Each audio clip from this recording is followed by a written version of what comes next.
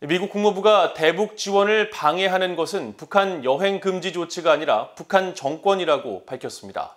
또 해당 조치 때문에 방북길이 막혔다는 일부 구호단체들의 반발에 북한이 국경을 닫고 외부 지원을 거부하고 있다는 사실을 상기시켰습니다. 김영교 기자가 보도합니다. 미국 국무부는 북한 여행 금지 조치 연장에 대한 대북 지원 단체들의 반발에 외부 물자와 인력의 반입을 차단한 당사자는 미국이 아니라 북한이라고 지적했습니다. 국무부 대변인실 관계자는 3일 북한 여행 금지 조처를 겨냥한 일부 구호 단체 관계자들의 비판을 어떻게 받아들이냐는 질문에 북한은 국경을 봉쇄하고 국제 원조 제의를 거부하는 동시에 현행 인도주의적 사업을 이행하고 감시하는 인력을 제한함으로써 원조 전달에 심각한 장벽을 조성했다고 비판했습니다.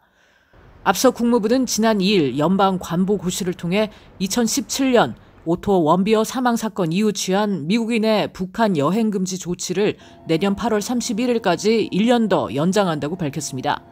이에 대해 데니얼 제스퍼 미국 친후봉사의 워싱턴 지부장은 VOA에 대북 인도적 협력과 이산가족 상봉에 대한 바이든 행정부의 지지 표명이 진심이 아닐 수 있다며 실망감을 드러냈습니다.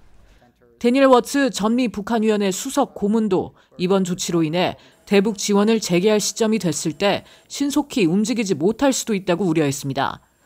미국 내 대북 인도주의 지원단체들은 지난달 17일 국무부와 간담회에서 지원단체들이 방해받지 않고 활동할 수 있어야 한다는 이유 등을 들며 여행 금지 조처의 해제를 요구하기도 했습니다.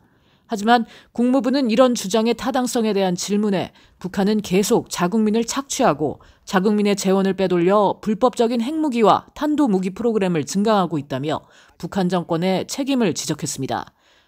그러면서 반복되는 북한 정권의 외국인 불법 억류 관행을 거론하며 북한 여행 금지 조치의 유지 필요성을 거듭 강조하면서 북한에서 체포되고 장기 구금될 심각한 위험성이 있다는 지속적인 우려로 국무장관은 북한 여행에 미국 여권을 사용하는 데 관한 지리적 여행 제한을 재승인한 것이라고 밝혔습니다.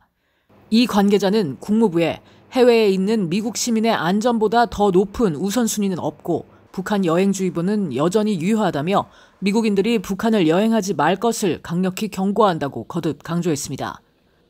북한은 코로나 바이러스 방역을 이유로 국경을 봉쇄하고 허가 없이 국경 인근 1에서 2km의 완충지대를 오가는 경우 무조건 사전 경고 없이 총격을 가할 것을 명령한 바 있습니다. VOA 뉴스 김연경입니다.